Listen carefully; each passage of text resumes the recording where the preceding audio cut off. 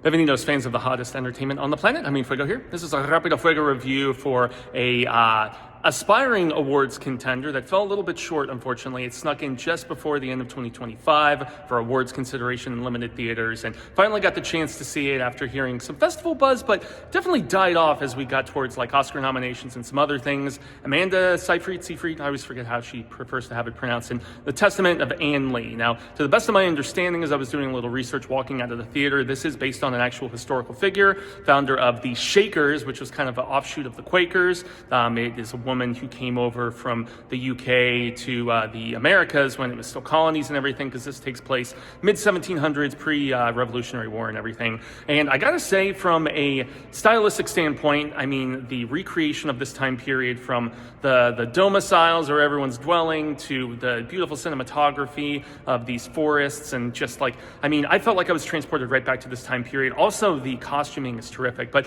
this is a musical, and so a lot of the musical sequences, I mean, same composer who worked with this writer team. So it's Brady Corbet, who was the co-writer along with his partner, Mona Fesvold, who actually directs this one. So they co-wrote both The Brutalist last year and this film, and Mona directs this one, and then Brady directed last year's film that got a lot of Academy Awards noms, including a second Best Oscar for Adrian Brody. But yeah, I felt the music to be a little anachronistic needlessly at times. There's like some like squealing, like electric guitar bits, and you know, the mix at certain points that was a little bit off-putting, and just lyrically not supremely imaginative. The dance stuff of the Shakers, whether that was historically accurate or not, I found a lot of it to be literally laughable. And despite the sincerity of Anne Lee, played by Amanda, and the fact that she, after a vision, is under the belief that she is the second coming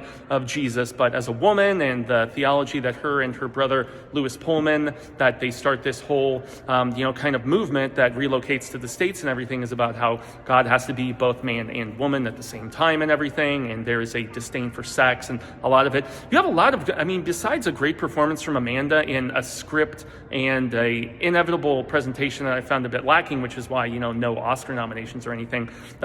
There's a great supporting cast that's very underutilized. You have Thomasin McKenzie, who I just love, Christopher Abbott, who I'm a big fan of as well, and even Lewis Pullman, like, as her brother, like, there's some not hints, I mean, we learn about his sexuality and various other things, which goes in contrast with the beliefs that they're putting forth and everything. Our supporting cast is completely underdeveloped and terribly underutilized.